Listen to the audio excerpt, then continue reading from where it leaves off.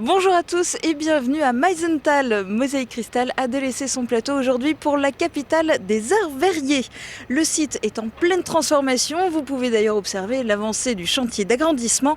3 ans de travaux seront nécessaires pour construire les nouveaux ateliers du CIAV ainsi que la nouvelle salle de spectacle et les nouveaux espaces pour les réserves du musée du Verre. Avant de passer à l'actu du jour, on va prendre des nouvelles du ciel. Voici les prévisions de Météo France pour demain.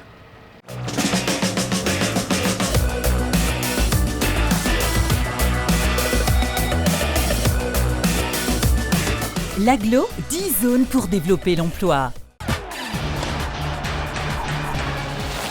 Avec le Crédit Mutuel, partenaire des grands événements sportifs.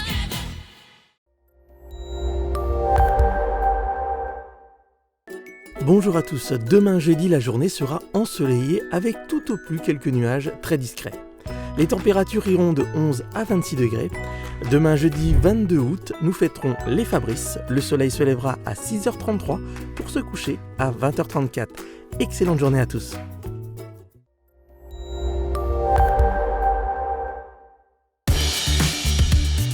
Je réagis au doigt et à l'œil, même à distance. Fermap, des volets connectés à vous. Toute l'info du secteur en images, place à l'actu du jour.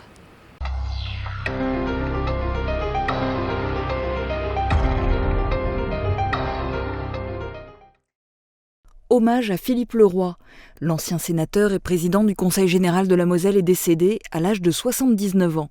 Il s'était lancé dans la politique en 1971 en devenant conseiller municipal de Vic-sur-Seille, commune dont il est devenu maire à partir de 1981. Homme de droite, UMP puis les Républicains, Philippe Leroy a son nom intimement mêlé au Conseil général de la Moselle, qu'il a présidé pendant 19 ans, de 1992 à 2011, date à laquelle il a passé le flambeau à son dauphin, Patrick Weiten. Philippe Leroy a aussi été vice-président du Conseil régional de Lorraine et il était devenu sénateur de la Moselle en 2001, réélu en 2011, pour finalement se retirer de la vie politique en 2017. Homme de terrain, il sillonnait le territoire, des poses de première pierre aux inaugurations, il visitait aussi les entreprises et venait à la rencontre des élus locaux. Avec sa bonhomie et son respect des gens, y compris envers ses opposants, il savait imposer ses idées et ses projets sans hausser la voix. Homme de conviction, grand défenseur du monde rural, Philippe Leroy était un artisan de la connexion, routière, mais aussi numérique. Son seul projet à avoir vraiment suscité des critiques, c'était sa volonté inébranlable de créer la gare TGV Lorraine à Louvigny. Avis aux automobilistes de passage à Sarreguemines, attention, le contournement sud est en travaux. Jusqu'au 23 août, la section entre le rond-point des services techniques de la Casque et celui de l'ancien laboratoire Fujifilm voit sa couche de roulement renouvelée par du bitume armé routier. Les travaux se déroulent uniquement de nuit, nécessitant la fermeture de cet axe routier entre 19h et 6h. Une déviation est mise en place via Rémelfin et Sarinsmin, mais la rue Gutenberg permet elle aussi de passer cette zone de travaux sans encombre.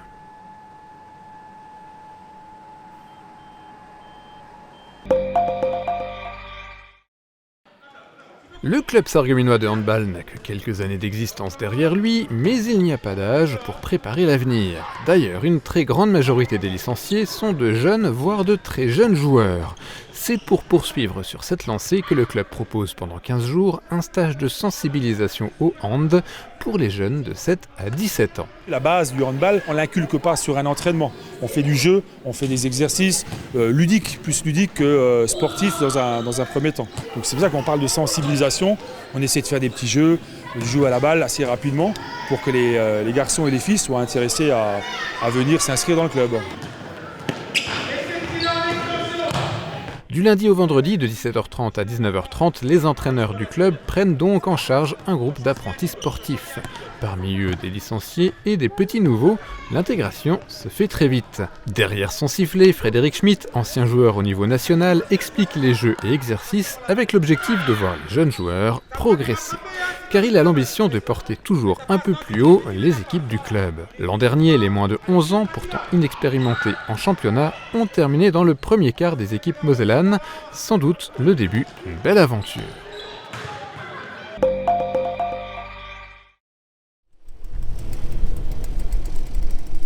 Et en plus, elle roule. Le club Auto-Rétro Beacherland organisait à Lemberg son 2e rassemblement statique de véhicules. Une condition pour exposer, venir avec des engins sortis avant les années 2000.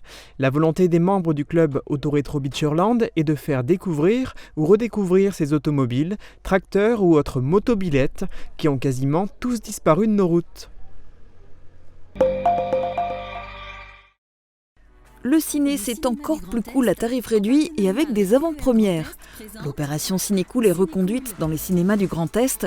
La 22e édition se déroulera du 24 au 31 août.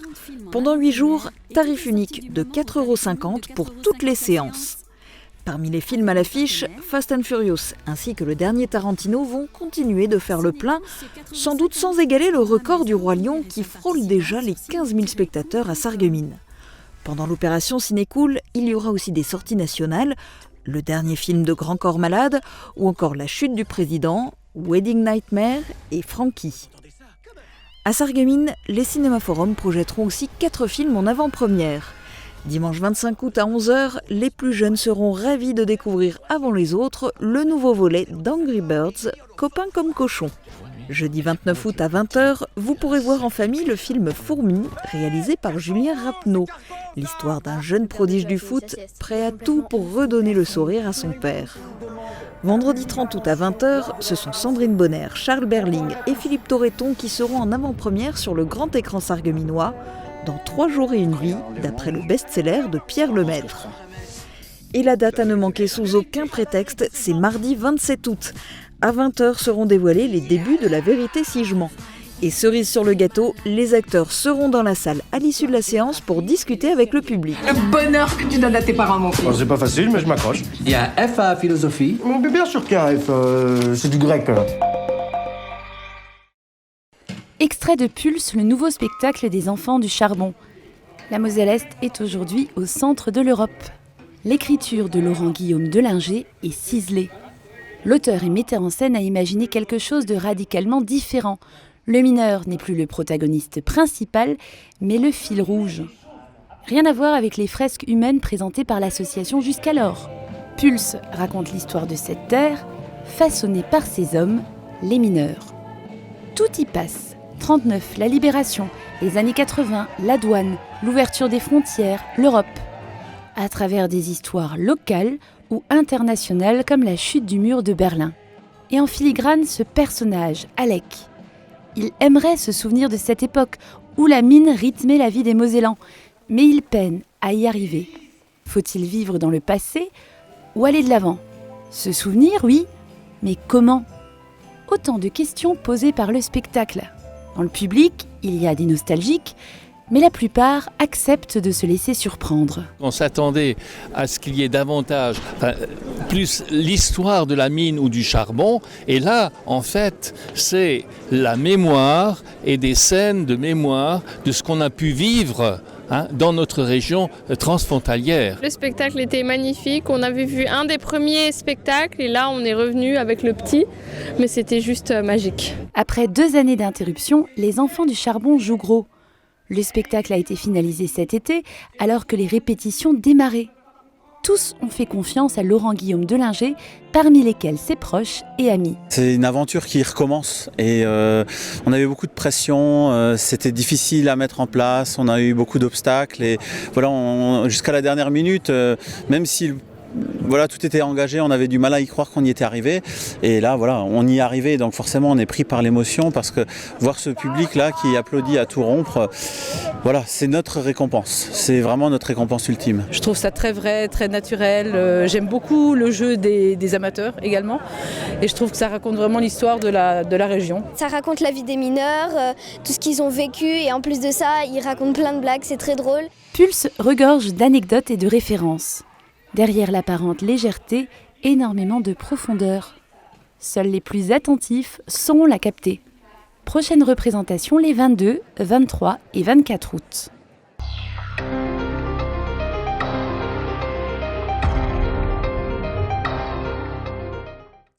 Pour Pour continuer cette émission, je vous propose une série de portraits. On va commencer à Götzenbrück avec le groupe de musique Folk Yourself. Ce sont 3 musiciens qui s'inspirent des groupes de punk rock américains et qui multiplient les shows. Ils mettent aussi en œuvre des initiatives musicales comme le concert Pack Rock qui est donné à Sourtes à la fin du mois d'avril. Aujourd'hui, ils reprennent un titre du groupe Sons of Buddha et c'est un portrait qui est signé Yannick Sûr.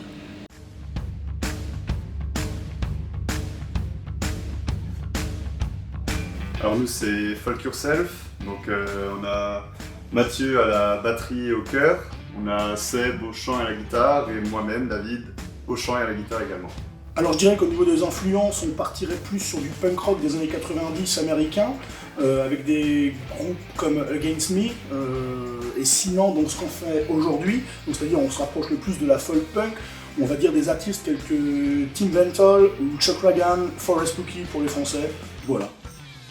On fait de la reprise mais également de la compo. C'est souvent moi qui trouve les mélodies, après on bosse les paroles ensemble. Et Mathieu qui va plutôt partir sur les arrangements musicaux. Alors vous pouvez retrouver les infos de nos concerts sur la page Facebook et on a également un support auditif sur bandcamp.fr. Voilà.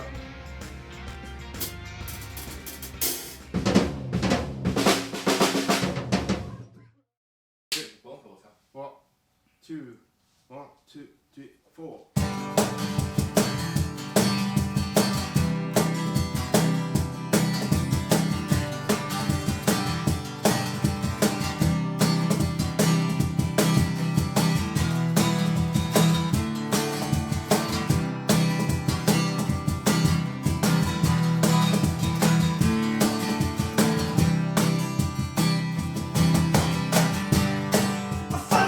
Of old school mixtapes. We met together after school. We never promised to each other down. But ever I've always stayed true. Oh, my friends are losing days.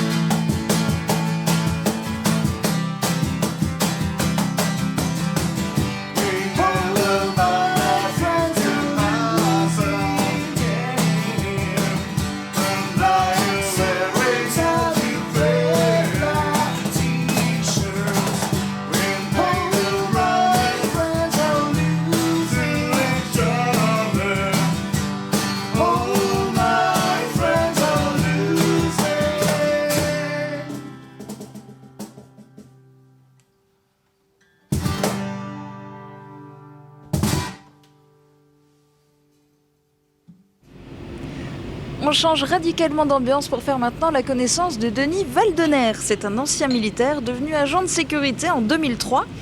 En parallèle de sa profession, il s'est pris de passion pour le travail du bois, une activité découverte auprès de son père. Manipulant aussi bien le bois que les matières vinyles, il se perfectionne dans le chantournage, une technique visant à découper une pièce selon un contour donné. Installé à Wolminster, il décide de créer son auto-entreprise WDR Déco en décembre 2018. David Orès l'a rencontré.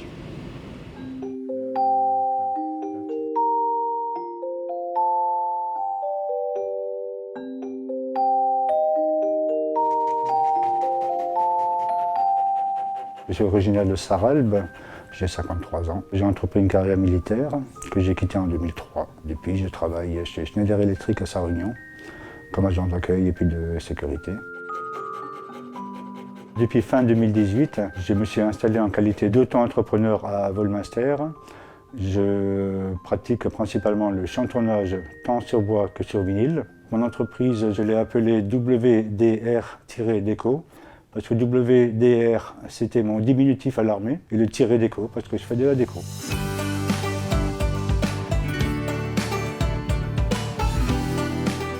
Pour ce qui est des vinyles, comme leur nom l'indique, c'est un 33 tours.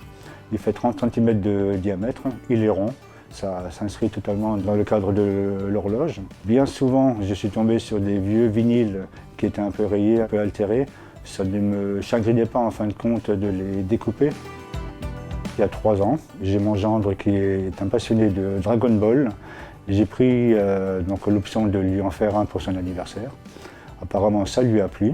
De fil en aiguille, je me suis amusé avec d'autres vinyles pour perfectionner un peu cette pratique.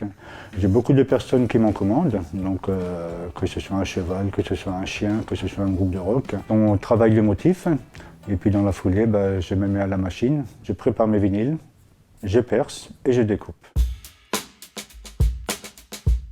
J'ai mon vinyle, j'ai mon motif qui est collé dessus, j'ai inséré ma lame, j'appuie sur ma pédale et je commence ma découpe. Vous voyez que c'est assez lent, mais cette lenteur vous permet d'avoir une bonne précision de la découpe. Donc vous la prenez et vous suivez simplement votre contour. Vous sortez le motif tranquillement. Le fait d'avoir une faible vitesse permet de ne pas altérer la matière vinyle, qui est quand même que du plastique. Donc il y a beaucoup moins d'échauffement au niveau de la lame. Voilà. Et vous faites votre tour, vous finissez votre motif. Voilà. Vous enlevez votre lame et vous passez au trou suivant. Il y en a quelques-uns à faire.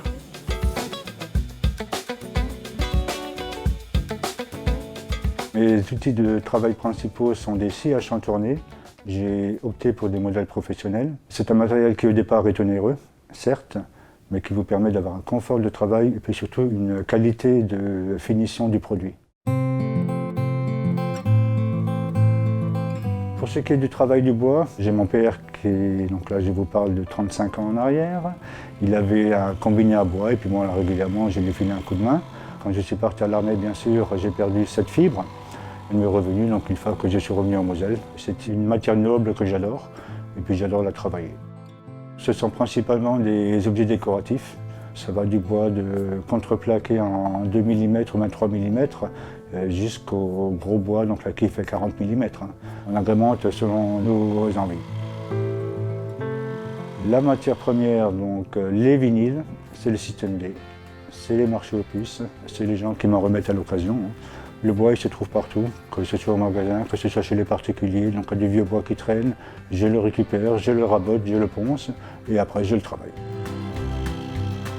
J'ai également entrepris d'investir dans un tour à bois qui vous permet de faire plein d'autres objets. Ça vous permet d'acquérir une autre maîtrise du bois. Pour moi, au départ, c'est un challenge. Je ne vais pas sortir quelque chose qui n'est pas joli. En fin de compte, c'est la perfection. Après, il faut que ça plaise à la personne qui me l'a commandé. Pour ce qui est du bois, en fin de compte, c'est cette beauté du matériau que je veux mettre en avant au départ. L'activité d'auto-entrepreneur, avec les prix que je pratique, je ne pourrais pas en vivre. Je privilégie la qualité du travail plutôt que la rentabilité. Autre métier, autre passion, autre figure du secteur, on se retrouve dans un instant pour découvrir le métallier Pascal Schwartz et le tailleur sur cristaux Michel Foster. A tout de suite. Nouvelle construction ou transformation, au Pays de Beach, vous bénéficiez d'un service mutualisé de proximité.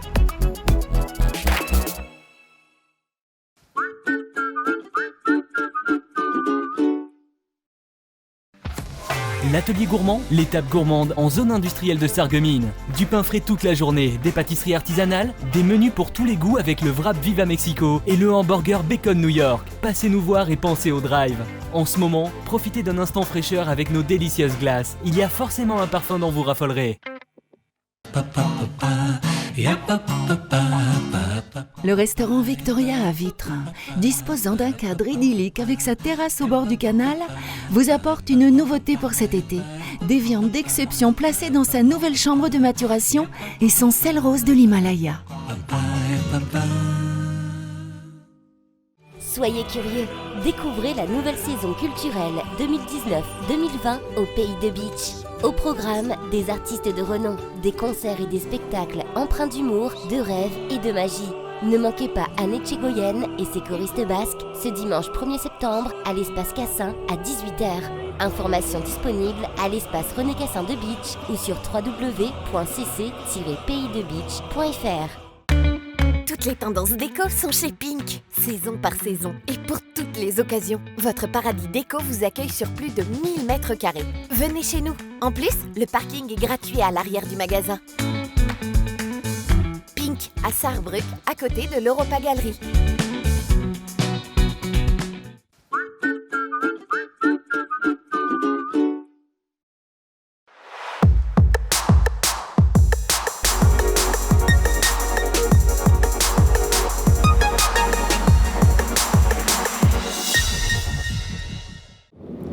Pascal Schwartz est métallier et malgré les risques que cela comporte, il a décidé de quitter son poste dans une grande entreprise pour se mettre à son compte. Métallier, c'est un métier qui se fait de plus en plus rare. Le secteur de la métallerie est en recherche constante de main-d'œuvre qualifiée et les places en apprentissage ne manquent pas. Ce seront les vocations qui font défaut. Ce portrait en suscitera peut-être. Il a été réalisé par Yannick Sur. Regardez.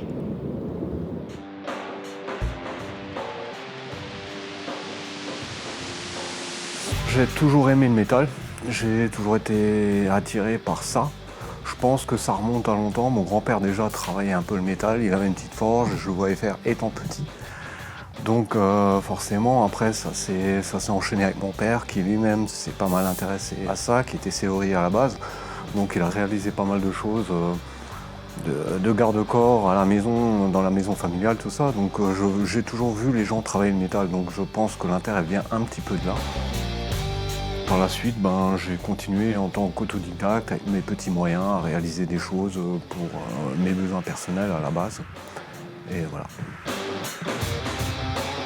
Ça fait 1 an que j'ai démarré ma petite entreprise, entre guillemets. Je suis plutôt content de mon choix. J'avais démarré un peu incertain quand même parce que j'ai été salarié pendant une quinzaine d'années dans une grosse multinationale. Le choix a été un peu compliqué à la base, mais ça se passe plutôt bien. J'ai une petite clientèle plutôt sympathique et j'ai pas de mauvais retours clients, donc voilà.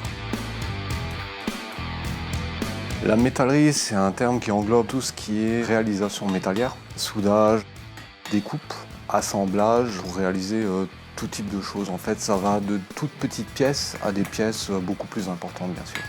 Ça comprend tout type de matière, le fer, l'acier, le laiton, le cuivre, l'aluminium et différents procédés de soudure aussi. J'ai eu des demandes assez hétéroclites, ça va de l'outil de jardin sur mesure pour un maraîcher. Ça peut être du garde-corps, ça peut être de la grille défensive, ça peut être du mobilier intérieur. J'ai fait des pieds de table contemporains. J'ai fait des pièces décoratives carrément pour un châtelain en Auvergne, une pièce en cuivre, entièrement en cuivre. Donc oui, c'est en fait tout ce qu'on peut imaginer en métal presque. Il faut suivre une formation de métallier, c'est un titre professionnel donc qu'il faut obtenir. Je suis parti 9 mois en formation à Colmar avec un très bon formateur. J'ai passé 9 mois à apprendre le métier, quoi.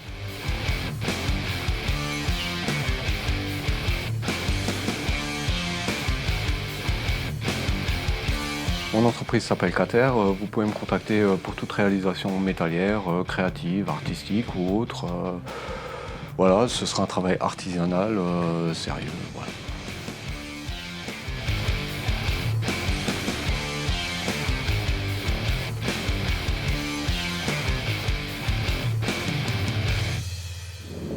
À Petit-Réderchin, la cristallerie Foster existe depuis 1969. En 2000, Michel Foster a pris la tête de l'entreprise qui avait été fondée par ses parents. Quand il était encore enfant, Michel voyait son père travailler. Curieux, il s'intéresse à ce métier manuel et créatif, celui de tailleur sur cristaux. Petit à petit, la passion naît en lui. 40 ans plus tard, il nous raconte son histoire. Je vous laisse découvrir et je vous souhaite une très bonne journée. À bientôt.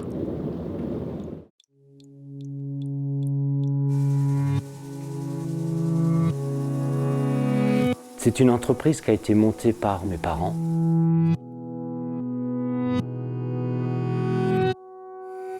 La cristallerie Foster est installée depuis 1969 à Petit-Réderchin, mais existe depuis 1966. J'ai commencé comme apprenti le 1er septembre 1979. En 2000, j'ai repris l'entreprise et jusqu'à ce jour, je fais ça. L'intérêt est venu du fait que j'étais toujours dans cet atelier. Je jouais, je faisais mes devoirs, donc forcément un jour, mon père m'a dit « Tu veux essayer ?» Je dis « Oui » et c'est comme ça que ça a commencé. Ce qui me plaît, c'est de partir d'une matière brute pour arriver à un objet façonné, noble, beau. C'est comme quand vous allez faire un gâteau, vous voyez votre farine, votre lait. En faisant les mélanges, en préparant tout ça, vous arrivez à quelque chose de concret. C'est ça qui m'intéresse.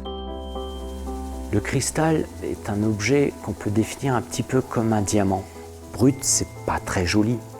Mais une fois qu'il a été travaillé, taillé, c'est là qu'il prend toute sa brillance, il va capter la lumière. Je fabrique toutes sortes d'objets, que ce soit des verres, des vases, des carafes, des objets décoratifs.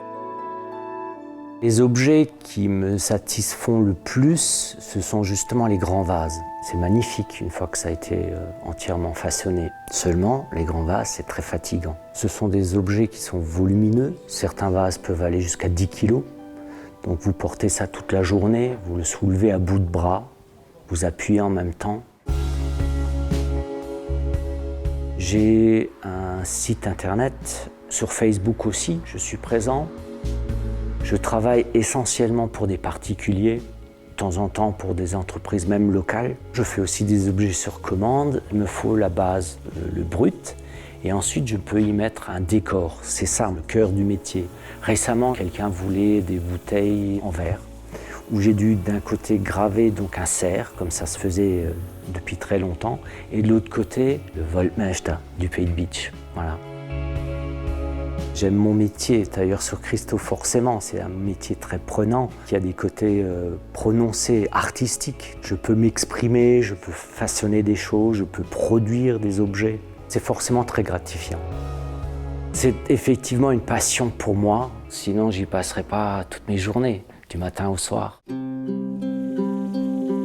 Ce n'est plus comme dans les années 90 ou les années 2000. Beaucoup de mes collègues étaient encore présents. Maintenant, je suis seul encore. Ouais. Il ne me reste plus tellement d'années à faire. Ça fait 40 ans que je travaille. J'ai encore un jeune fils de 10 ans. Peut-être que lui, un jour, serait intéressé. Donc peut-être qu'il y a une suite, mais pour l'instant, c'est pas sûr.